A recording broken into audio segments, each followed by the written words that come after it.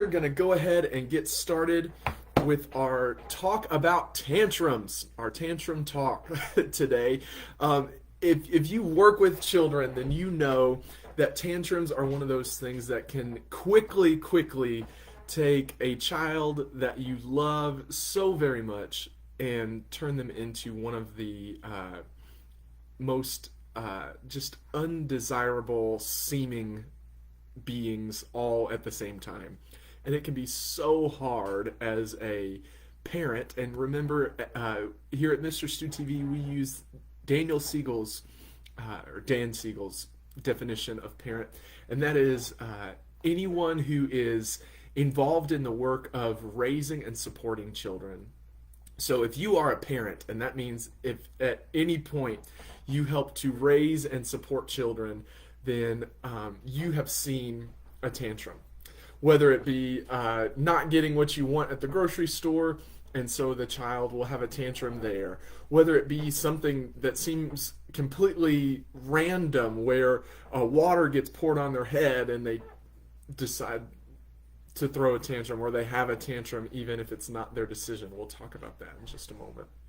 But there's all sorts of things that might happen where things get thrown, voices get raised, they start laying on the ground and slamming and banging. They might start flipping things over. They might start punching the wall. They might start doing all sorts of different things during a tantrum. And what you can know is that a tantrum is scary for a child, just like it is scary for you. And one of the probably the most I was going to say the most worst the most worst way that you can respond to a tantrum is by freaking out about the tantrum. When a child is out of control, they are scared. And so if you show that you are also scared about that tantrum, or scared of what might happen, then it actually will escalate the fear of the child. So even if you're nervous about how it's going, even if you don't exactly know what triggered it or whatever, do your best to remain absolutely calm. Now, we're going to talk today about the different types of tantrums, where they come from, what to do about the two different types of tantrums, and how you can help your child's brain really be able to fully integrate and use all the pieces so that they can calm down during those moments of high emotion. Now, as a therapist, one of the things that we hear all the time is, also, I should just let them do whatever they want to do. And the answer to that is no. Just because a child might be out of control, just because something might be going on with them, does not mean that they are allowed to just do whatever they want to do, even if they're completely out of control. It's important to note that whatever is off limits at a time of normal emotion is also off limits at times of high emotion. For instance, if you're not allowed to slam a door during a time of normal baseline emotion, you are also not allowed to slam a door during a tantrum.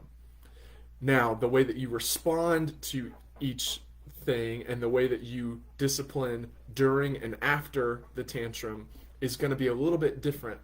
But it is important to note that no, you do not just let a child do whatever they want to do just because they are seemingly out of control. In order to understand tantrums, we have to talk a little bit about the brain and how it works. So many times we think that the brain is just one thing and it's all just kind of firing all at once, but that's not the case. The brain is actually divided into several different pieces. Today, talking about tantrums, we're going to talk about what happens in the left and the right side of the brain, as well as what happens from the bottom to the top of the brain. Now, we won't get into specific names of different pieces and things like that. We are going to talk about a few, but for the most part, we're just going to talk about left, right, bottom, top. And what you can know is that the right part of the brain is the emotional center of the brain. That's where emotions are mainly coming from. It doesn't mean that the left side of the brain doesn't have anything to do with emotion, but the right side of the brain is mainly the portion that is dealing with emotions. And the left side of the brain is the part that is much more logical. It also has to do with the words that are used to express those different emotions. So a lot of times in children, you'll find that the right side develops before the left side, that they can feel emotions before they can describe those emotions, that they can have sensations and creativity and things like that before they can put the words and the logic and the organization to them. So part of a tantrum can sometimes be that a child is feeling overwhelmed in the right side of their brain and they need it balanced with that left side.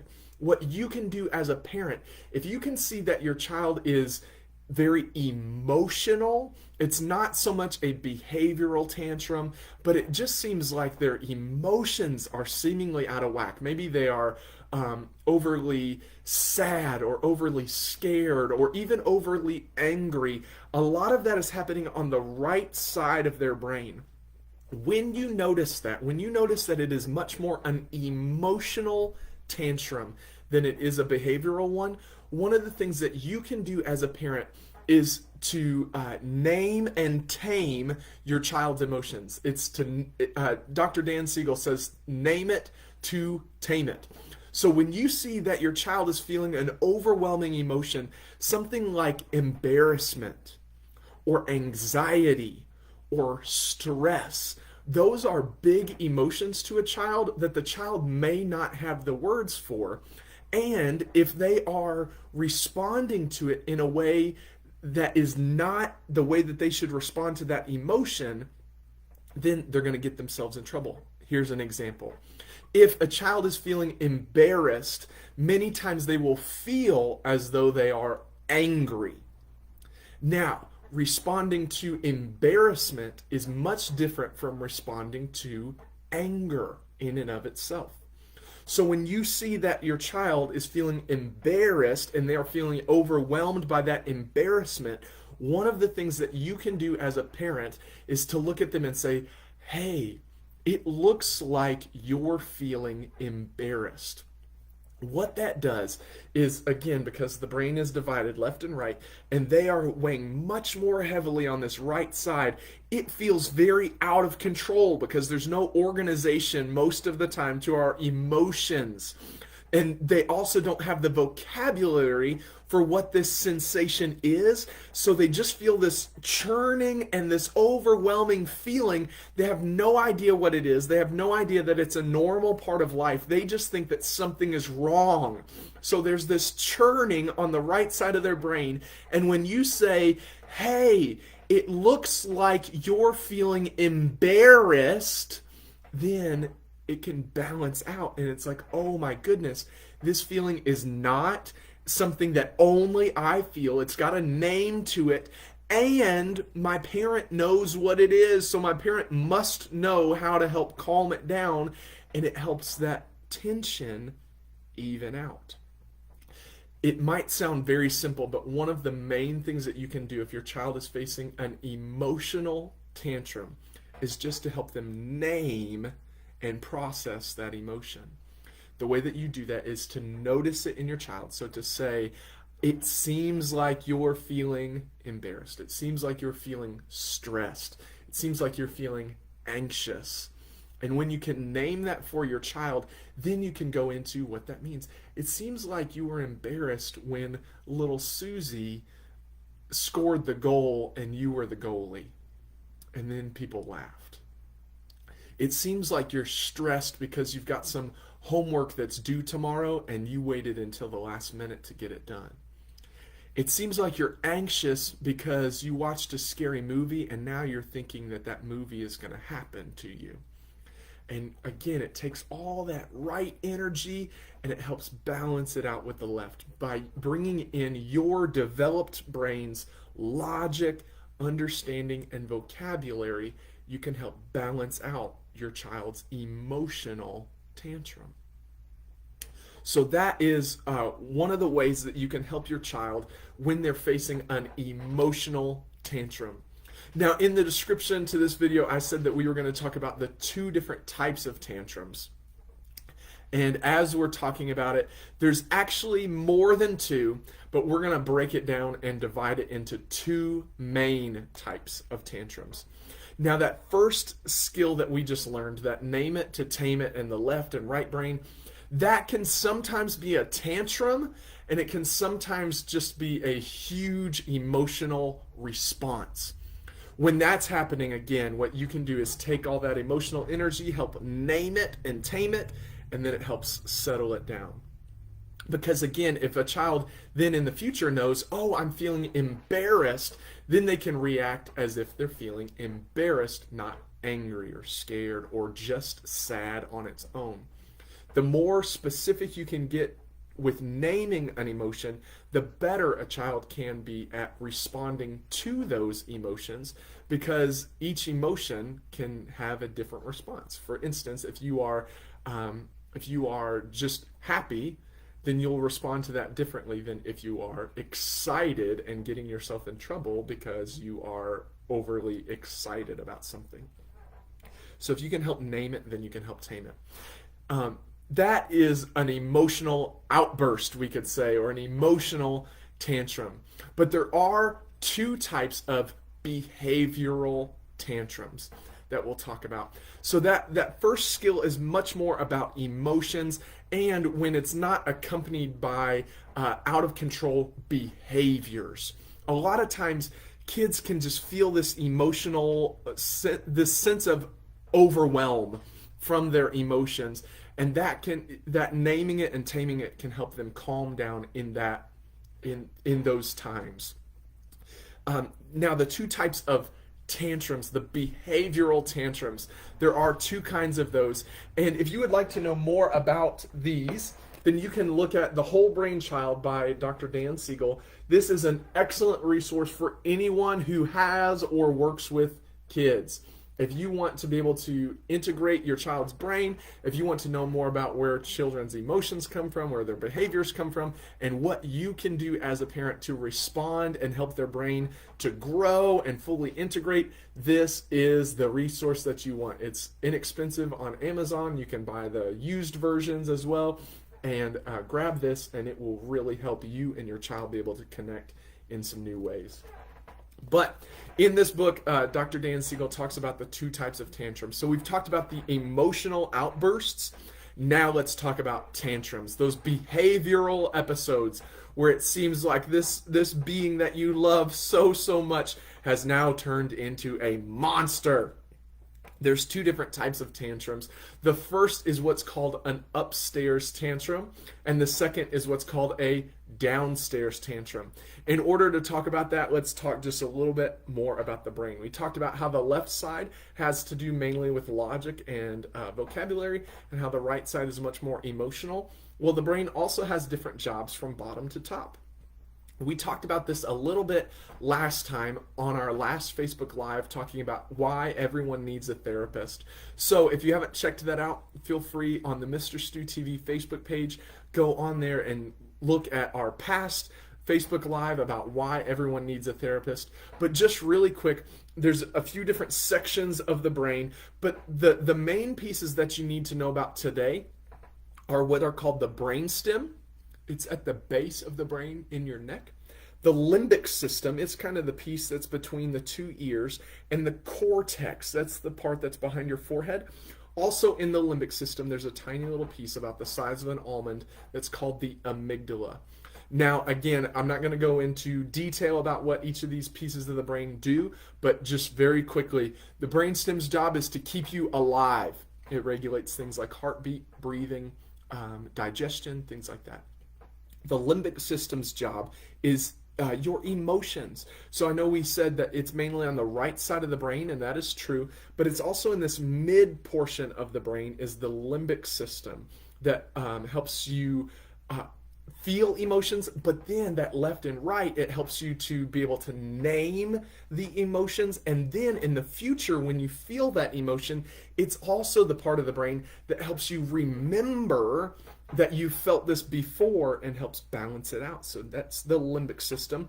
And then there's that little piece called the amygdala. That's the body's smoke detector or alarm system. It's responsible for saying whether or not something is dangerous.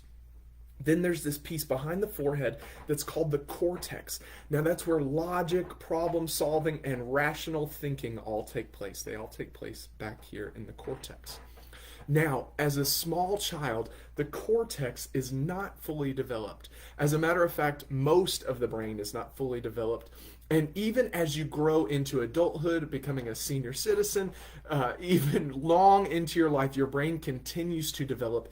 Now, neuroscientists used to think that the brain stopped development at about age 25. We know that that is no longer the case, that all the way to death, your brain can be changing and growing and learning new things.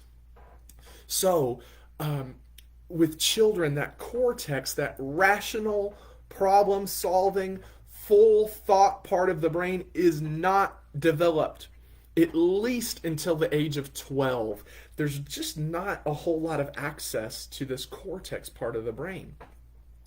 So, when a child is feeling overwhelmed, when a child is having a tantrum, a lot of times what we want to do is rationalize with them and say, hey, now remember, you can't do blah, blah, blah, or you're just naming all sorts of things or trying to talk with them about, oh, what is it that got you so upset? Oh my goodness, I just want you to calm down. And you're trying to talk to their cortex, and that part of their brain is not fully developed. So let's talk about the tantrums, where they come from, and how to respond. Now, again, I said that there's the upstairs tantrum and there's the downstairs tantrum. What I mean by that is an upstairs tantrum happens much more in the cortex or much closer to the cortex, and a downstairs tantrum happens much more in the brainstem or much closer to the brainstem. Here's why that's important. An upstairs tantrum is one where you can notice that the tantrum is being used to get a desired outcome or a desired response from you. A great example of this is when I was young, I always wanted WWF action figures. I wanted those every single time we went to the grocery store. If I couldn't get one, I wouldn't throw a tantrum, I can say that, but I would get very upset. And I just wanted this action figures all the time. For your child, it could be an action figure. It could be that they saw a shirt that they really wanted. It could be the candy bar at the cash register. And by them throwing their tantrum, by them throwing themselves on the ground and beating the ground or screaming or throwing things, they are trying to get you to get them what it is that they want. Now, it doesn't just have to be with items. It can be with attention. It can be with all sorts of different things. But you can tell in your child, you can know they are doing this to try to get this. When you can tell that in your child, you are dealing with an upstairs, logical, planned out tantrum. The child is fully in control of what they are doing. They're just doing it to try to get a response from you.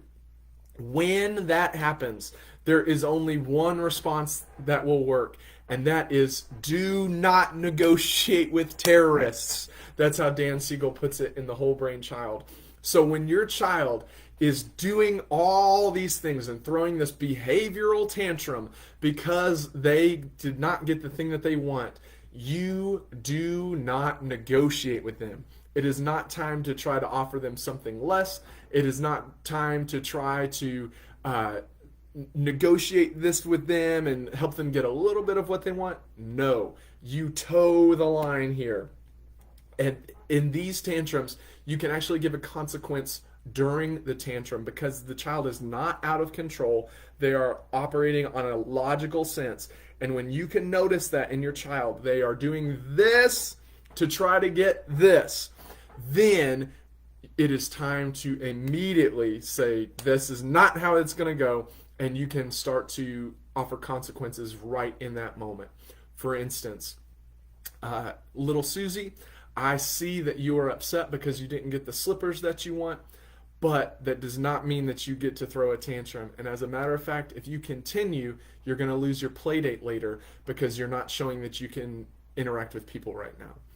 Now, most of the time, towing that line will help that tantrum calm down because the child will see logically this tantrum that they thought by doing this, they're going to get this.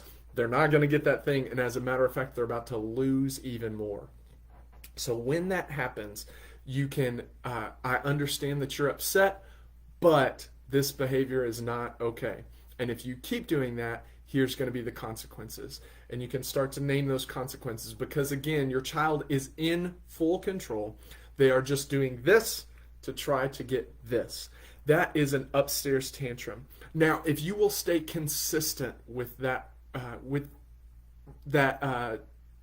consequence, where you are saying, no, this is not how it's going to be. By doing this, you are not going to get this. And as a matter of fact, by doing this, you're going to lose even more of this that you want. If you will stay consistent in those limits, it will actually help extinguish this behavior from your child. Over time, their brain will see, you know what, we did not get what we wanted when we threw the tantrum, so let's not even try that tactic. You'll have to stay consistent over a period of time, and each child is different. But if you will show them that by doing this, you will not get this, then you can show them that the tantrum, is not going to be helpful. And it can help extinguish that behavior. So in dealing with an upstairs tantrum, one of those tantrums that I'm doing this to try to get this, when you are dealing with that tantrum, do not negotiate with terrorists, consequences in the moment, and you can say, I understand that you're upset, but that does not mean that this behavior is acceptable. That's an upstairs logical cortex tantrum. Now, there is the second type of tantrum, and that is the downstairs tantrum. Basically, what happens in this moment is that the amygdala, that little piece that connects the brainstem to the limbic system, the amygdala has said that something is unsafe, even if it's not. The amygdala has said something's unsafe, or something is completely uncomfortable, something is wrong here. That's what the amygdala is saying. When that happens, the amygdala actually doesn't allow access to the limbic system or to the cortex. Your child is trapped downstairs. They're trapped in the brainstem. And as we remember, the brainstem's only job is to keep you alive. Heartbeat, breathing, digestion. So it's not really logical. It's not helpful in being able to think through a problem, being able to understand what triggered this tantrum. The child is trapped down here and they are just responding. In this moment, they are not doing this to try to get this. They are just acting out of impulse. They are, it is just a part of their development that their brain has said, something's unsafe, we've got to make this stop. So this is where running away can happen. This is where swinging fists wildly can happen. This is where just screaming uncontrollably can happen, all because the child is trapped down here in their brainstem. They are no longer operating on logic. They're just reacting on impulse. They've literally gone out of control. They've literally lost their mind. What you can know too is that the brainstem does not have much of anything to do with hearing or sight. So if you are trying to logically talk with your child, or if you're trying to show them something to help them calm down, that's not really going to work because they're trapped down here in the brainstem. They're not able to have access to the pieces of the brain that help them to see and to hear. Your child's brain is literally offline other than these reactive pieces down in the brainstem. When that happens, the first thing that you can do is to help calm your child. Now, in that upstairs tantrum, what we said is the first thing that you can do is, I understand you're upset, but this behavior is unacceptable, and start naming consequences. When the child is trapped downstairs, they're not thinking about consequences, and they can't really think about consequences, and their brain at that time doesn't care about consequences. They're just trapped down here in their reactive part of their brain, that impulse part of their brain, that stay alive part of their brain. So the first thing that you have to do is help the child calm down by letting them know there's no real danger here. You're safe. And the way that you can do that is with a loving touch, whether that be a touch on the shoulder, whether if you are the child's legal guardian or biological parent, you can bring them in for a closer hug. Whatever that soothing touch is for the child, you can offer that touch and a soothing tone of voice. So it's not, hey, you need to stop doing that. I can't believe that you're throwing those things. No, no, no. It's, hey, I see that you're upset. I see that things are really tough right now. Hey, just come here for just a minute. Come here. And the first thing is just to help the child calm down. In this moment, you're not naming consequences. You're not telling the child all the things that they're doing wrong. You're not telling the child what you think of them and in this moment. It's none of that. It's just help them get calm because they are out of control, because they're trapped down here, because their brain has told them that something is unsafe. So your job as a parent is first to let them know that they are safe and that they can feel calm. And adding that soothing touch and that soothing tone of voice, that's what can help your child calm down. The amygdala then can loosen up, and then the child's brain can come back online because the brain sees there's nothing to be worried about. It might also be that you have to remove them from whatever environment they're in. It could be that they are just completely overwhelmed by too much stimulus going on. It could be that there's something in that environment that's just no good for them. And in these moments, in these lower brain tantrum moments, it is okay to just help your child get out of that situation so that they can get their brain back online and the brain can say, ooh, okay, now we're safe. Now we're calm. Then, once they are completely calm, that's where you can talk about the situation. But trying to talk about the situation when they're trapped down here will actually just exacerbate that feeling of being out of control, because they're going to be trying to listen, trying to understand, trying to make sense in their cortex, but that part of their brain is offline, so it's just going to build up even more tension down here in the brainstem. So what you need to do first is help the child calm down. Once you can see that they're calm, that's where you can talk about what happened, how to help it not happen in the future, and the consequences for those things that happened during the tantrum. Because again, remember that just because a child is having a tantrum, and even if it's a lower brain tantrum, even if they're out of control, that does not mean that the child is allowed to just do whatever they want to do. But in those moments where they're trapped down here and they are just out of control, they don't have any access to their cortex, you can tell that this is just a tantrum where they are just acting on impulse and reaction, then they are completely overwhelmed.